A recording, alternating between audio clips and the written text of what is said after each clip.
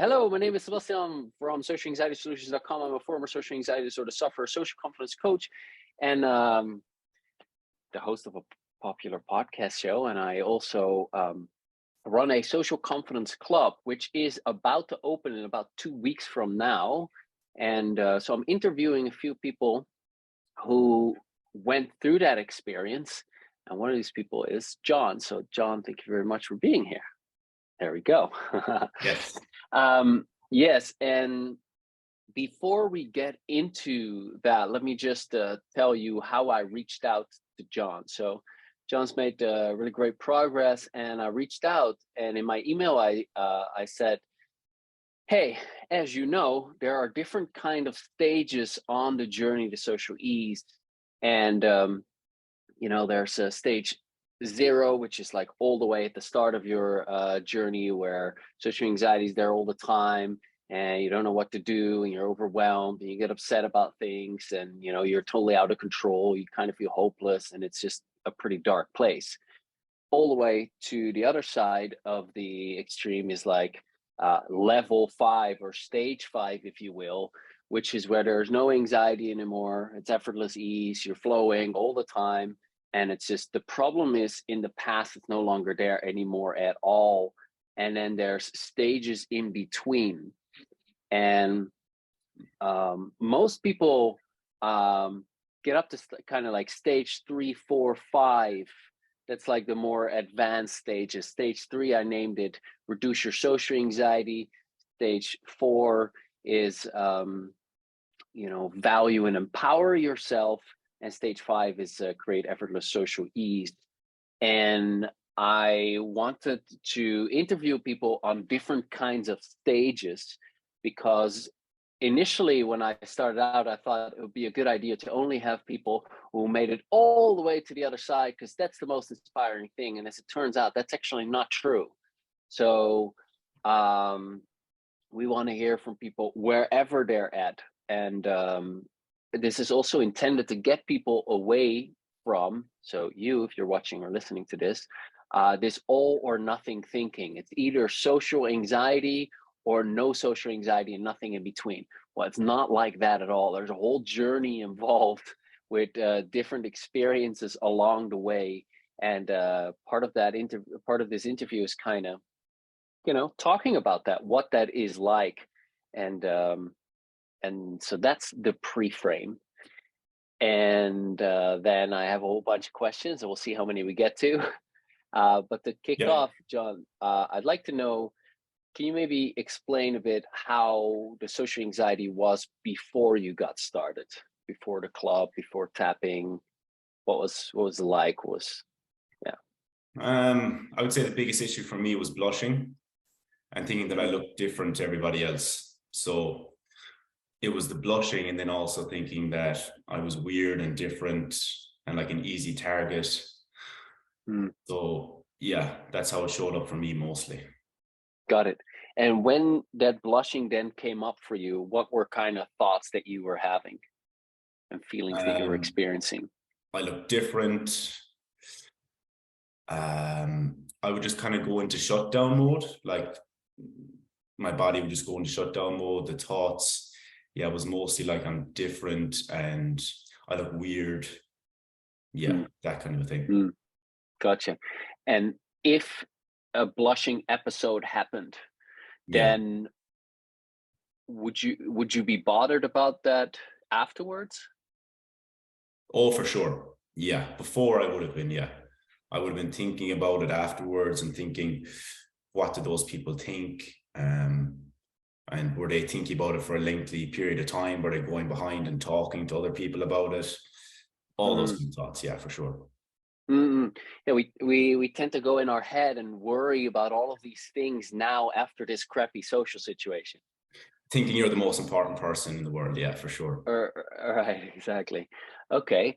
And was it just blushing or also anxiety? Well, I would say the anxiety was hand in hand with the blushing, but it was anxiety too. Yeah. They're good friends of each other, typically. They're good buddies. Yes, exactly. And how did that affect your life? Immensely. I just stay in isolation a lot. I would always socialize, but I never put myself out there. Like I'd always be in a friend group and stuff, but I would never fully express myself to the way that I wanted to. Never really feeling safe. Always worried about events and stuff going on. Like I'd always go to them, but always worried beforehand. Worried about presentations and talking in front of class, all that kind of stuff. Right. And so it sounds like you didn't avoid so much as a result of the feelings. You kind of forced yourself to go through these experiences anyway. Definitely, yeah. Gotcha. But then they were still uncomfortable and full of worry and okay, got it. Yeah. And what were things that would trigger the blushing? I would just say a lot of things would have before. I would have just carried around a lot of shame in general. So like, just if I was in a group conversation and maybe like they turned to me for a joke or the smallest things like that would trigger the blushing, and then it would kind of trigger that shutdown, which would trigger more blushing and wanting to leave the situation. Yeah, it was just talking with strangers and just being in those kind of uncomfortable situations, basically. Yeah. Because blushing is a thing that I can relate to very much myself. For me, it was also blushing that kickstarted my social anxiety. And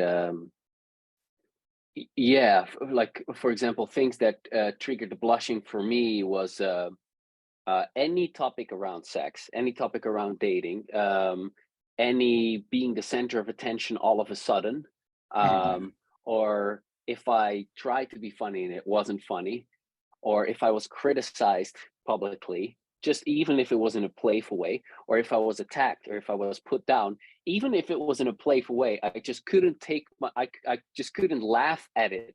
And I would get this cringe on my face, and people could then see it and I'd be blushing. And then I knew that I'd be blushing. I'm like, oh, I'm weak now. And then I'd be judging myself, and it just, would just like get worse and worse. Yeah, it didn't. Yeah, I would say for me, it was more as a result of the blushing, I felt like I looked different. Like I didn't really think that everyone else blushed. So I was like, I'm the only one that's blushing. And it was never around sex for me or anything like that, thankfully. But it could be the smallest things. Yeah. And I just felt like I looked different, and I was different as a result of that, which led to feeling like the outsider kind of. And what was most frustrating about that? Not feeling like I belonged, I would say, and feeling like the outsider. Yeah, that was frustrating. Yeah. So even though it sounds like you did have a social life, you did have friends that you hang out with. Yeah. So the outside world was showing you, hey, you belong, you're part of this group. But internally, your inner world was telling you that you don't belong, and you felt. Is that for sure? Yeah, right. Yeah. That's a common experience, because people often say, well, if the outside world was just great, then I would feel good. But that's definitely not always the case. Definitely not always the case. And I bet you if you ask one of my friends or somebody that knew me, or like that, just nobody knows that I'm dealing with this issue, they would not guess. I think they would not guess that I had this issue. Right. It was very an internal thing that was going on. Because you also didn't tell anyone? No. Right. And I notice about the vast majority of people inside our club, it's a secret typically. This is what I'm dealing with, and I want to hide this from the world. And that's why a lot of people actually go through the club anonymously, because they're like, I don't want anyone to know that this ever happened to me.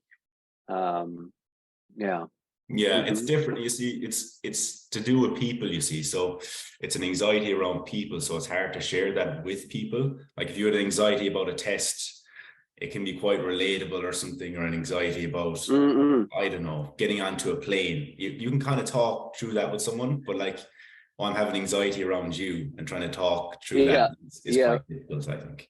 yes, yes, it is challenging. It is Yeah. challenging. It can be very relieving and soothing to do it. But if people sometimes ask me, "Do you recommend it?" I'm like, it just depends on the situation. You know, you need to ask your own intuition whether it's a smart idea or not, because it Hmm. can work out really well. And I've heard both sides of the coin where people say, "Well, I shared this with my close friend, and they were very supportive, and they were very chill about it, and it helped me to feel so much more at ease because I didn't have to hide my anxiety anymore." Can be hugely relieving. I've also heard people who said it, and then it was kind of used against them, or it became like this awkward thing. Yeah, It's like, you want oh to trust the yeah, person and know, yeah, right, right. intuition for sure. Yeah. Yeah, it's a challenging thing. Okay. And while you were in the thick of the problem, so to speak, what were the biggest worries, if any, or concerns or feelings that you had with regards to overcoming this or with regards to the future? I suppose I used to think that I should have got a job as, like, working from home, remote, stay in my house and isolate. I was thinking of how to plan out the future of, I know you talked about it before, like with this small kind of life. Mm, Um, not I didn't know how I was going to talk in front of people, or go to meetings in a business setting or whatever. Um, so that was a problem. Now I teach fitness classes, so it's a mm, totally different story altogether. But amazing. that would have been a challenge I faced, yeah, for sure. Um, Perhaps dating, Okay. even though I don't really actively date at the moment, but like I feel like I could if I wanted to. But before, Mm, it was like this big thing that was kind of hanging over me, even though like I didn't really want to. It was like this anxiety was there, and I was like, I know I have to deal with this, but I don't want to. But now, like, the anxiety is not really there, but I don't really want to date at the moment. It's not like a priority of mine. mm, But mm. yeah, yeah. I would just say anything with people or social settings would have been an issue. Yeah, yeah. And did you try any other things to overcome the anxiety before tapping in the club? Oh man. I read books, I did meditation, cold showers, tried different type of diets. I thought it was my diet that was giving me so much anxiety. Um, what else did I do? Exercise, gym, try to get big muscles. Um, that works for the girls, but it doesn't help internally. It does to a certain extent, I suppose, but yeah, it only takes you so far. Yeah. Um, what else? I've done men's retreats, breath work. Uh, yeah, I would say that's it, and they're all very helpful. Like, they are all very helpful. I think sleep and nutrition and exercise is super important to, like, lay the Mm, foundation. And I had that foundation already laid, which was great. But then, like, it's the inner work that really matters on top of that. yeah. Yeah. That actually changes the internal wiring. Yeah. Whereas the other stuff, in my experience, helps with, like, a situation is, if you're sleeping really poorly and you're eating really poorly, you're not working out, you're not going to feel great, Exactly. because your Exactly. body and your emotions are very much connected. When Exactly. you do all of the above, your general emotional state is going to improve. Exactly. However, That's exactly it. yeah. However, it's not going to get rid of the things that get triggered socially. It's not going to change your belief system. It's not going to shift the perception of threat. So that still needs to be addressed. Yeah. Yeah. I was That, just going to say, the one thing that I did feel a big relief from was the breath work, like the hour mm, long breath works in a retreat with a group of men was quite internally shifting. I would say that is the only thing that was quite internally shifting for me. yeah. Yeah. I've done it myself maybe 25 times. Not necessarily to overcome social anxiety, because I kind of was already done with my social anxiety, but my best mate, Tom, he's a breathwork facilitator, and I've done a few group sessions. Um, yeah, I've done a few group sessions with him, and then a whole bunch in Bali. And yeah, sometimes you're doing that breathing, you're listening to the tribal music, and you're guided, and all of a sudden, like, you are gone. Yeah, you're Mm. not even in this, in like, you're not even aware, for me at least, not even aware anymore that you're lying on the floor in this group of other people. And I went like different worlds, and you come back from the breathing, and you're like, oh wow.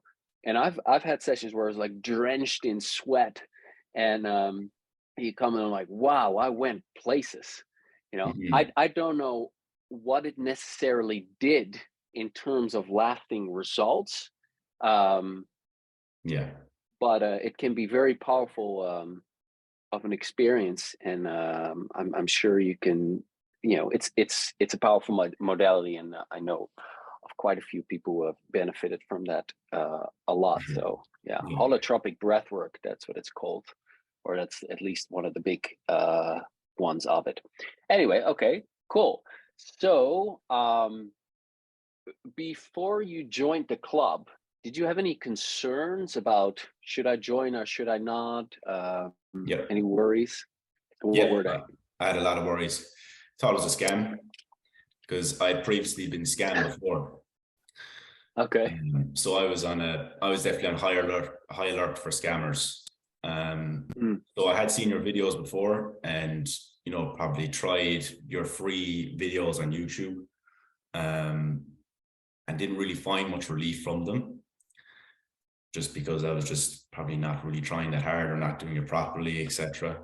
or it's just surface level stuff that works for some people some of the time, but not all the time. Yeah. Yeah, but I decided to give it a shot in the end, anyways, and obviously pleasantly surprised. No scamming, thank God. What made you decide to give it a try anyway? I would say desperation, if I'm honest. Okay, it's a great motivator. Yeah. Yeah, Pain is an excellent motivator. yeah. Right.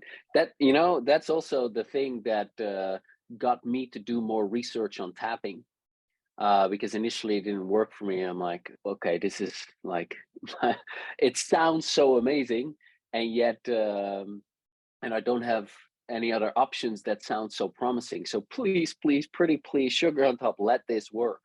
So Mm, yeah, desperation is a good one to get yeah. you to move forward.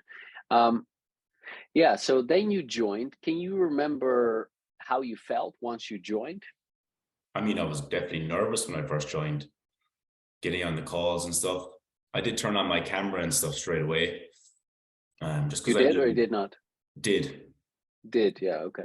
just because I knew how beneficial that was going to be, and I Mm, just it was almost like a mission. Like, this was my one and only mission, and mm, I was doing this no matter what. So like that was just like my motto anyway. So I was going to try as hard as I could to overcome it. Like, from the very beginning, I was super disciplined, and I didn't even have to be disciplined or motivated. It was just like it was in there internally anyway. mm. Um, but yeah, how did I feel? Obviously, just a mixture of emotions, like just the usual anxiety and just nervousness in front of a group, just all of that kind of stuff. Yeah, yeah, great mindset. And let me just inform people who see this for the first time. So the Social Confidence Club consists of say 5 elements of forum or WhatsApp group, but that's a smaller side of things.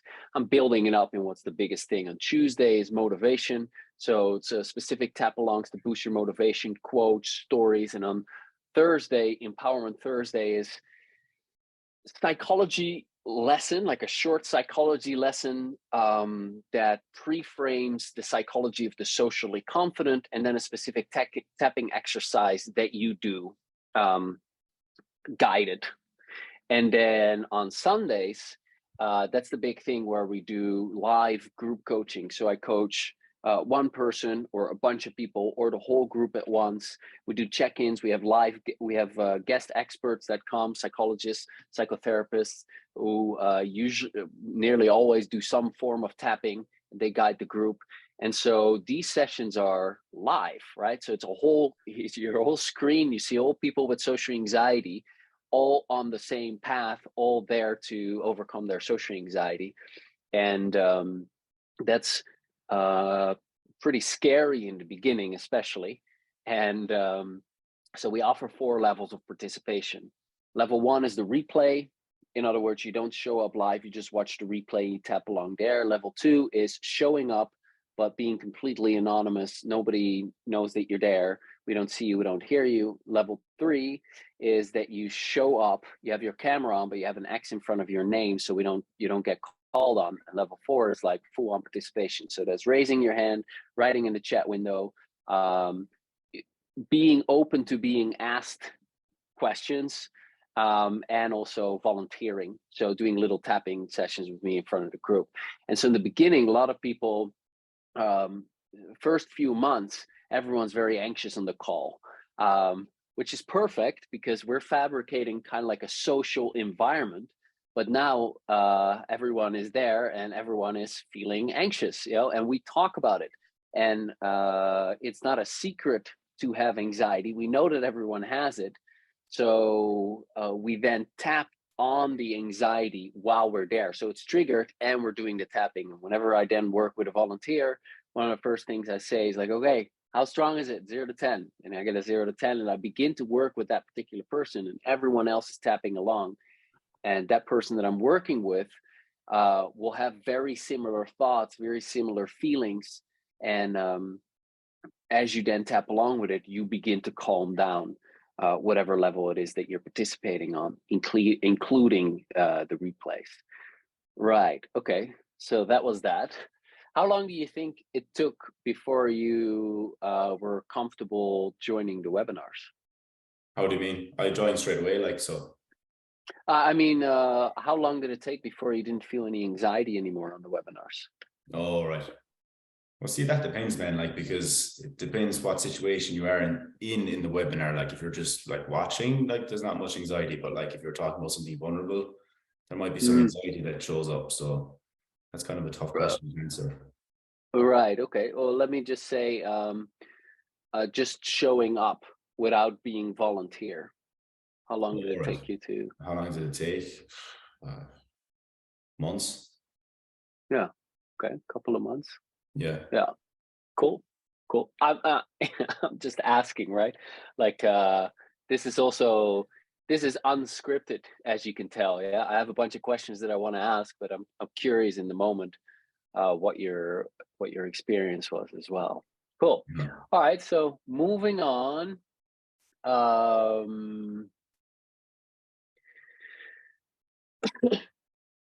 Okay, let's talk a little bit about where you're at now. And then after we talk about that, I want to talk a little bit about the experience of from where you were to where you're at now. But how are things now? Things now, like, they're extremely good, I would say. Like, I used to think at the start that I'd always be very confident and like loud and all this kind of stuff. But it's more just like I'm kind of just okay with being whatever I am. Like, I don't always talk to people, and like I just don't really feel that much anxiety, you know. I just kind of go and do my thing. I do what I like. I like fitness. I just do my thing. And you know, you mightn't say like I'm the most confident person in the room, but like I give fitness classes and I'm confident there and then. But that doesn't mean I'm like super like extroverted or anything like that, you know. I wouldn't say I'm Right. introverted. I would say I'm a mix, but like I would just say I'm just more happy just in my own lane, doing my own thing. Yeah, pretty much. It's not this like what I thought before, like super confident. I can talk whenever I want and, you know, and do all these things. I can do those things, but it's more relaxed, I would say, than anything else. Right. And so that's a little bit my fault with my marketing because calling it social confidence, but I also do that on purpose because most people with social anxiety, they want to be confident. So it sounds more appealing to talk about social confidence, but the end game, what you're after, is actually not social confidence, because confidence comes and goes, but ease with yourself, comfortable in your own skin, accepting yourself, and liking and respecting who you are, that's actually what you're after, because that's lasting, that's consistent. You take that with you wherever you go. I'm Yeah, just, you can have an off day and still feel chill, yeah, I people. was just thinking about being confident all the time, and it'd just be so tiring. Like, Yeah, right, right, right. And I actually am very outgoing by nature. I like the attention, and even when I was a little kid, but not always. I mean, yeah, sometimes I'm just very tired, or I'm not in the mood, or whatever. And yeah, I'm fine with that. That's okay too, because I've accepted that that's it. yeah, It's not, a big part of this journey is getting rid of this whole how you should be and how you shouldn't be, and instead being okay with however you are, whatever that is. And you can yeah, be a confident introvert, just as, or like a at ease introvert, just as much as an at ease extrovert. So it's not introversion or extroversion that determines the outcome, and the outcome is not being, because a lot of Western society teaches you that you should be super outgoing. Well, these rules actually make you less comfortable. So mm, by psychologically getting rid of the idea that you should be extroverted, or that you should be this way or that way, you actually become more chill. And you can be, but you don't feel that you need to. You're just, you're relaxed. Like, it's self-acceptance. That's yeah, it. yeah, for sure. Yeah. I would say another thing that changed for me as well, just the type of training I do. I don't know if a lot of people can relate to this, but I'm sure some guys can. That I used to train just for muscles before, just for looks, to get validation off people. And now I Mm, really don't care about any of that. I train like mm, for fitness and health more, just because it makes me feel good. So mm. that was also like kind of a pivotal shift in my mindset towards myself, I suppose. Yeah, yeah. And that's an important point that you bring up, because the constant worry about what other people are thinking about you. Are they judging me? What if they're going to judge me? What if this happens? What if that happens? I'm trying to control how other people perceive me, and they need to think well of me, and they can't think bad of me. They have to do this, that, and the other. Like, all of that consumption, like that excessive outcome focused, other people focused thinking, worrying, and all the emotions connected to it, that takes you away from the present moment, and it's leading to massive anxiety. So a big part of the journey is stopping this whole thing, so that you're okay with whatever people think of you. You give them permission to think whatever they think. Now, that's a lot easier when you are okay with yourself, and Yeah. that's a big part of the journey. So it's both being okay with who it is that you are, and also being okay with whatever they think. Sounds hard, and it does take work to get to, especially if you've been obsessed about it for a long time and you don't feel good about yourself. You're dealing with low self-esteem, you're dealing with perfectionism, and you're not very self-accepting. That is the deeper underlying stuff that's causing your brain to not feel safe socially. So that's actually what we're working through. Um, so yeah, so that you become okay with yourself, so that you have self-esteem, so that you don't have that strong perfectionism, and instead, yeah, you're okay with, people have thoughts. Okay, they can have their opinions. That's fine. I like myself. I'm good with myself, and I anticipate that others too. And if they don't, yeah, that's okay.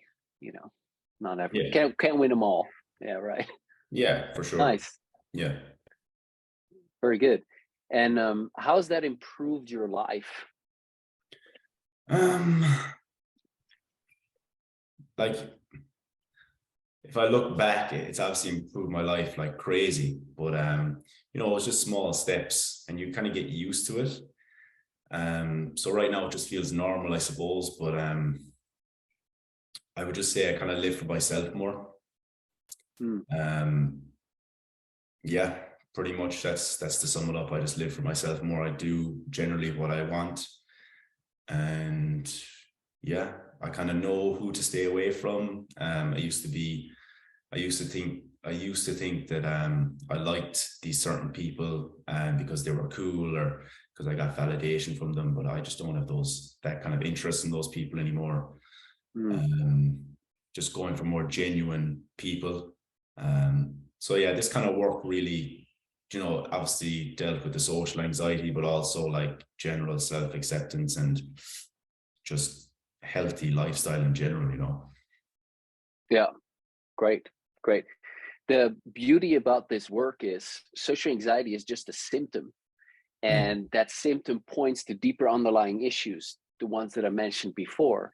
And as you start working through that, as you start deepening your self-acceptance, boost your self-esteem, get rid of social perfectionism, and you just become more chill, more accepting and compassionate about anything. And that translates to all your relationships, all the other things that you do in life, because you take yourself with you wherever you go.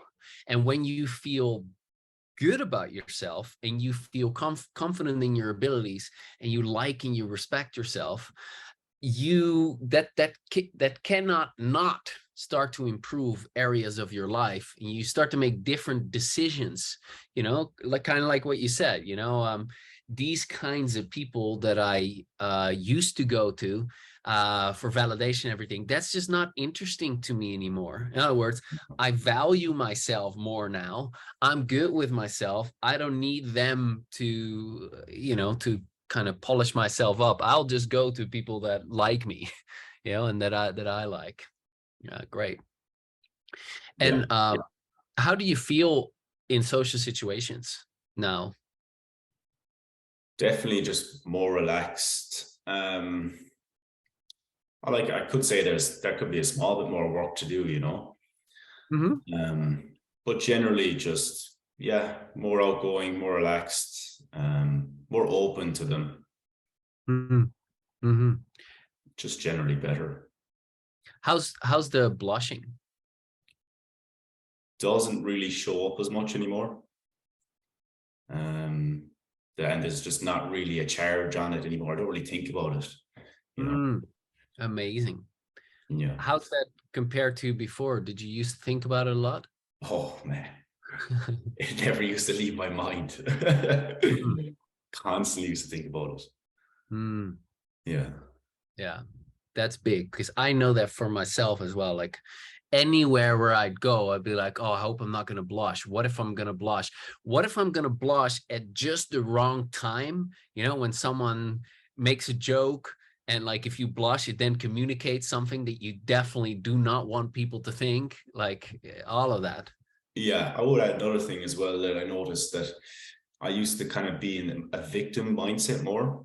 Like when people used to talk to me or something, or I used to think that they were picking on me, even though they weren't at all, And now when you walk around in a more empowered state, you realize that it's just people and they're just talking and they're just doing stuff, and they're not, it's just a different perspective you're coming from or something. Right. And that perspective, before the perspective that you were in, or before the perspective that I was in, wasn't just a logical thing. It was something that felt really true. Yeah. Isn't it? Yeah. And that's the problem. That's why it's logic, or can be helpful, but it's not going to shift those emotions. Real change happens when you shift your emotionalized perspective. My mentor, Dr. David Lake, is a psychotherapist. He talked about the trance of the problem. People are in the trance of the problem, and thinking that, for the example that you gave, thinking that people are listening to you and judging you and looking down on you and laughing at you and all that kind of stuff, that's just a trance, the same kind of trance that you're in when you go to stage hypnosis and someone puts you under a trance. You're in the spell, and it's not really real, but it feels really real. And because it feels really real, you're convinced that it is. And very often it is not, and it's just in your mind, and your mind is like replaying old tapes. yes, before that happened to you, and now your brain is projecting it into the future, and it's telling you it's happening again, and a big part of the journey is using the tapping to deactivate those experiences. So you wake up from the trance and you come back into your body, into the present moment at your current age. Right. Okay, cool. All right. So, couple of questions. What was the first thing that you noticed that let you know that things were changing? Yeah, I would just say not getting that kind of feeling in my chest. In general, just not feeling as strong of an anxiety going to places or going into shops and things like that. I used to go into shops before, and there'd be a lot of anxiety and kind of claustrophobia kind of a feeling. And then it kind of reduced, I suppose, maybe after a month or so. And I was kind of like, oh, okay, I didn't feel as bad going in there. That's an improvement. And just those small little things, and they just compound and compound then into where I am today. I just like to preface by saying something though. It wasn't just the Social Confidence Club that got me to where I'm at. I got the help of 2 different practitioners. So after the first month of the Social Confidence Club, I reached out to a practitioner and got his help, and I'm still with him today. I probably seen him twice a week. And another practitioner or not? Say again? A tapping practitioner or? Yeah. Both of them were, yeah. And then I reached out to another lady about a month after that, and was seeing her once a week, and now seeing her still twice a week. So I mean, awesome. You say that's a lot of money, but I also live with my parents and don't drink, don't do any of that kind of stuff. So all my income and savings went towards that, but it was 100% worth it. Right. Yeah. Right. So just like to say that, just to set a realistic expectation for people, because I wouldn't be here if it was just for the Social Confidence Club. For sure, it was a big help.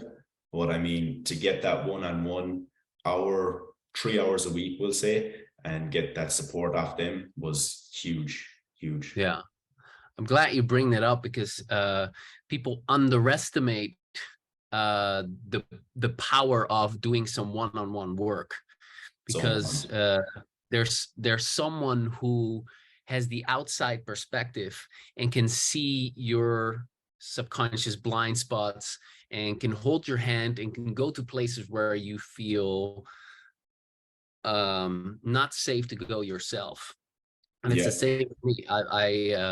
Well, obviously I didn't follow a Social Confidence Club, right? But I had lots of help, and it's tremendous what can happen. And my mentor, he said, the club that you have is really incredible, and it is most of what most people need. And for most people, they'll also need some one-on-one work in order to deal with the most sticky issues. Yeah. So good point. What is, can you remember a particular breakthrough with one of your practitioners that, that you remember? I mean, probably every session was a breakthrough, being honest. Every session was a breakthrough. It's the only way to put it. I don't think I had a session where there wasn't a breakthrough, And like, can you think of something tangible, as in like, well, before this session this was happening, and after the session that wasn't happening anymore, or before the session I had this issue and then it transformed into that? So hard to say, because it's made up of so many different aspects, and it's the problem is quite complicated. I would say it's not as easy as that. But well, I would just give this example. This is coming to my head. I used to really struggle with giving. A year back, I was in college and trying to give a class like a personal training class, and I used to really struggle doing that, very anxious. And now today I give classes for a living and it's no issue, and I'm motivating and I'm all this and that and don't really feel anxiety at all. So I would say that's what came to my mind straight away. And Okay, obviously that's a there's great. so much other things, but like, you know, this conversation is off the cuff. It's very hard to think, you know. Sure, sure. But is that transformation something that happened within one session, or is that something that you gradually worked on over time? Gradually. Yeah, I wouldn't say anything really happened in one session. Like there was just a lot of mini breakthroughs, you know. I couldn't call Yeah. them mini because they're so compounding to my life that would be wrong to call them mini. But yeah, I would say each issue took a few sessions to go through, because there's Yeah. so many different aspects, you know. Yep. And you think Yep. you think you have it done in that session, then you go back into reality, do it, and it's like, oh wait, there's this thing, and it's like, then I'd write it down on my phone, and then I'd have the session. I'd know like the session is Tuesday morning, we deal with that, and then there's another thing, write it down on my phone, make a note, and deal with the session. And that's what I did for months and months and months, and now I'm here. Yeah. Nice. Well Yeah. done. Well done. Did you have any setbacks on the journey? And if so, how did that feel? And what helped you move beyond it at that time? Oh man, I had a lot of setbacks. Yeah. Uh-huh. Um, oh, there were some really hard ones, especially at the start, where like I did, like, you know, I didn't know if it worked for sure, like the tapping. And it was like I was clutching on straws and like, you know, just like, oh, just believe in it, you know, like don't give up. And you just have to kind of go through those moments, I suppose. There's no easy way to put it. Like, Yeah. it's easy to talk about it now, but when I was in it, man, it was very tough. I could have a setback for a few days maybe, or sometimes it was a few hours. Still have setbacks to this day, but obviously they're way easier to deal with, you know. But before, yeah, it's very tough. And how did I overcome them? Just had the faith, stuck with my good habits, and just came out to the other side. Basically, it would always kind of be resolved if I had like a session with my practitioner or like a coaching call. It would like kind of bring me back into that world again. So that's really. Yeah. Nice. Nice. Just for a bit of perspective, what is a setbacks and why did I use quotation marks? Well, setback is when things are going well, you make progress, you're less anxious in certain situations, not anxious in situations where you were before. You're calmer, things are going well. You're like, oh my God, this is great. And all of a sudden, some person or some circumstance triggers you, and it triggers you bad. And in that moment, you feel like, oh my God, I'm back to square one and blah, blah, blah, because it can be a very intense and overwhelming experience. That's at least what I'm referring to. And then in my experience, what happens in a moment like that is there's some unresolved stuff that gets triggered, usually some kind of a traumatic experience. And that then, you know, takes you out of the moment. And it really can knock you off your feet. And then in that moment, your thinking is colored by the emotions from the trauma that gets activated. And as a result, you're back in the trance of the problem. And then as you're feeling really, really crappy, you're looking at your progress, that's horrible. You're looking at where you're at, that's horrible. You're looking at the future, it's horrible. And it's all just miserable. And what is helpful in a moment like that is to have support. You know, like we have the WhatsApp group and people post in there, oh, I'm having a setback, and then people come back, hang in there, it's temporary, and give feedback and that kind of stuff. But what's also very helpful to remember is, like, I call it a healing opportunity, because it actually, like, the bigger trigger you get, the more there is an opportunity to work through that particular thing that got triggered. And as you resolve that, as you neutralize that, as you shift the perception from way back when that's causing the perception of threat, you deactivate a painful memory. So you get rid of a particular trauma so that that trauma cannot get triggered anymore. You get rid of the beliefs that you learned from it, so your brain doesn't perceive a threat anymore in that particular scenario that was triggering for you. And usually there's a bunch of fears that you could neutralize as well. And so you start to feel more safe being yourself after going through that setback. So it's actually something that strengthens you, and you come, it's like how do you say that? One step backwards, two step forwards, or something like that. Yeah. Yeah. It sounds easy when you say it, but I'm just thinking back to being in those situations, and it takes a lot of guts to come through it, like so. Yes, absolutely. And it's also, well, two things about that. One, like, you have to get through it, right? You need to deal with it anyway.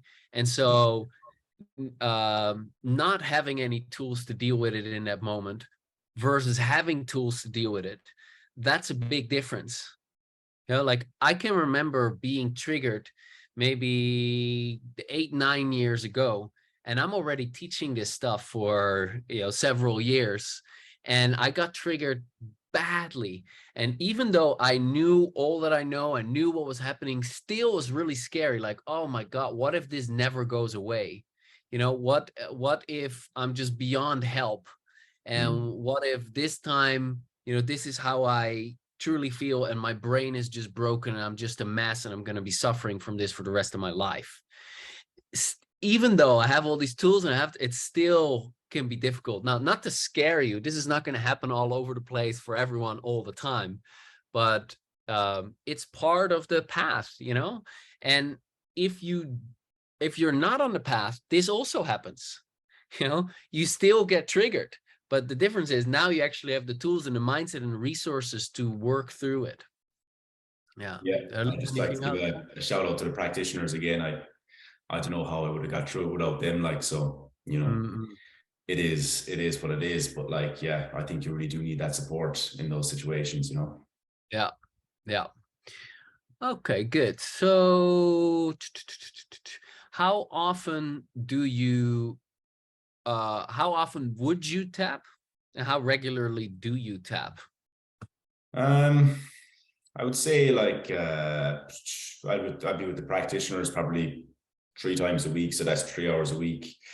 The call on Sunday, 4 hours a week, and then before certain situations, maybe an extra hour at most a week, so 5 hours a week. Gotcha. I wouldn't really do that much by myself, to be honest. I rely on the practitioners. Whether that's a good or bad thing, whatever, it is what it is. It is. If it works, then it certainly works. So yeah, right. Then you got it. Nice. Inside the club, we do tapping. That's kind of the foundational technique that we use, but it's definitely not just tapping. There are a lot of psychological topics that we talk about, concepts. It's anything that helps in order to make the transformation. So is there any psychological lesson or mindset or input that you've learned from the club that really helped you, or that still helps you today? I would say just persistence is key. Mm-hmm. I got that tattooed on my leg, so persistence is key, because when you're going through the thick of it, you just need to be persistent. And it's cliche, like, the work is worth it. You know what you put in, you will get out. All that cliche stuff, it's completely true. So yeah, it's absolutely true. The founder of EFT, Gary Craig, he he teaches his EFT manual, and one of the key lessons in there is persistence and testing. You want to constantly test. Am I comfortable in this situation yet? No, not yet. Okay, persist and do some more. Am I comfortable in this situation yet? No, still not completely. Okay, there's some more to do. Persist. Persistence, persistence, persistence. Because there's a finite amount of aspects that make up your problem. And this is also how I see it with social anxiety disorder. It's just more aspects because it's a bigger issue. It is consisting of more bigger parts, because it's low self-esteem, lack of self-acceptance, social perfectionism, traumas, and rehearsed fears and, you know, that kind of stuff. And all of those are kind of like aspects, smaller pieces of the problem that make up the overall bigger problem. But there's a finite amount of aspects that makes up the total problem. And it might be, you know, 80 aspects, or it might be 888 aspects. It just depends on the person. So when you work through one particular aspect, say that you have 88 aspects that make up your total issue, now you only have 87 left. Okay. And say you work through another 5. Okay, now you got 82 left.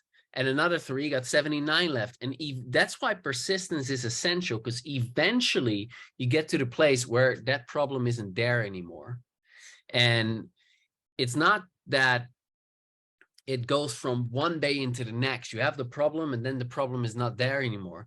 Like what John was saying earlier, after about a month or so, I used to go into stores and I would have that strong, you know, feeling in my chest, that locked up feeling. And now after a month, I noticed that was weaker. It wasn't so strong anymore. That's the first thing that I noticed that changed. Well, that is the intensity of the anxiety decreasing. Then there's also the frequency of getting triggered decreasing. So instead of getting triggered 20 times a day, you get triggered 10 times a day. Still sucks a lot, but it sucks 50% less, you know? And the other one is like duration. If the anxiety comes up or the blushing comes up, is it there and it stays with you for 2 hours? Or does it come up and it leaves in like, you know, 5 minutes or 3 minutes or 2 minutes? Huge differences. And that all starts to decrease, and your comfort with yourself and your self-acceptance starts to increase. And it just takes time in order to get to where you want to be ultimately. But it's something that's very motivating and inspiring, because something is working. You know, when you feel less anxious, you're like, something is working. You know, what's that like for you? What kept you going, basically? Yeah, it was just seeing those small changes the whole time.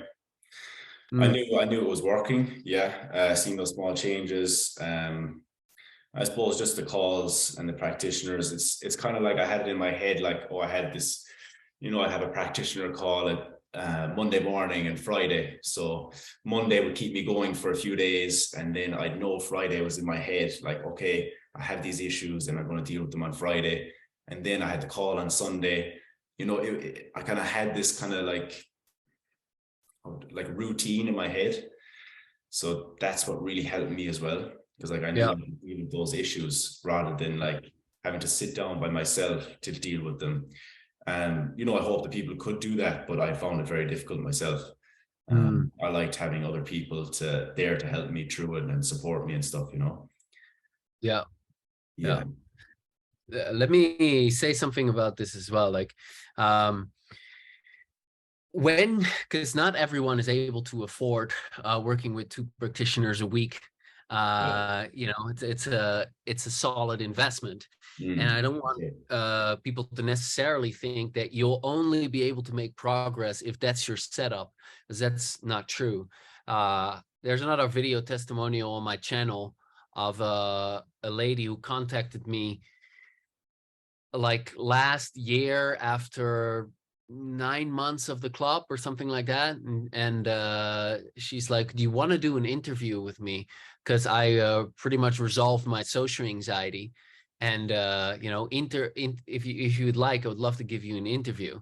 And I didn't even see her on the calls. She maybe showed up on the Sunday calls once, if that, once or twice. I didn't even remember who it was. Sorry. But she resolved her social anxiety just doing the inner work herself, following along with the replays. So it's different for different people what the experience is. For sure. But yeah, when you can afford it, there's something special about working with a great practitioner to work through these things. Yeah. What was most helpful about the webinars? I call it webinars, but like the calls on Sunday. The Zoom meetings? I suppose just the relatability of certain issues. You Yeah, and just the community aspect of it. Like, just knowing that there's other people out there too dealing similar issues. It's quite motivating, and there's kind of a bond. Like, even though I haven't talked to those people, there's like this unspoken bond between us, I feel like, anyway. Yeah, that's pretty much it. Yeah, and it's just a very safe place. Like, it's just super safe. Yeah, That's nice to hear. What do you think makes it safe? I just think the way you coordinate it is it just makes it very safe for people to open up, and nobody feels threatened or by any means,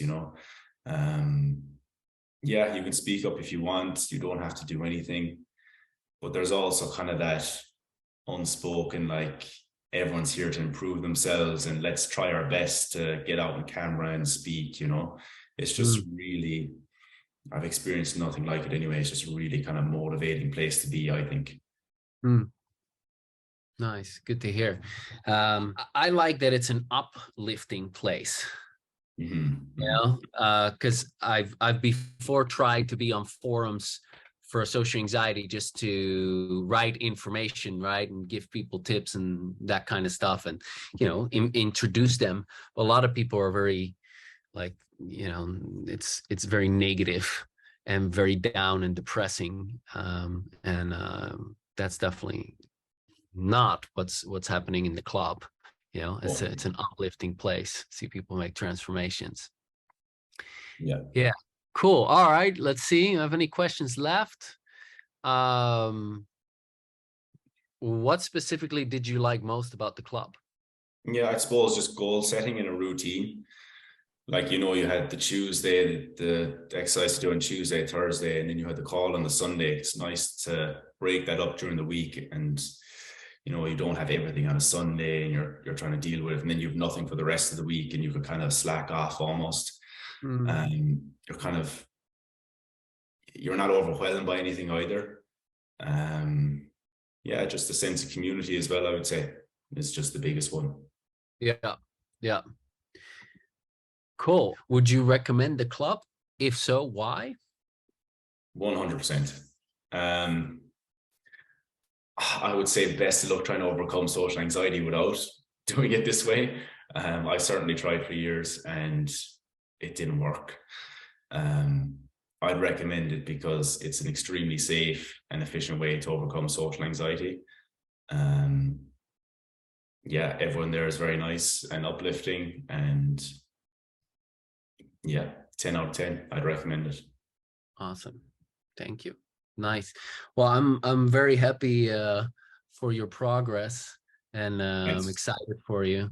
And yeah, you invested time, energy, resources, focus, persistence, and it's great because you're the sky's the limit, right? This is the best investment to make in yourself. So 100%, like, everything will change around you. Like, once you make that investment in yourself, like, it's the best investment you can make, really. Nice. Well, thank you very much. And for people watching, to get the details about the club or sign up for the early announcement, depending on when you see this, you can go to bit.ly/social confidence club. That is bit.ly/social confidence club.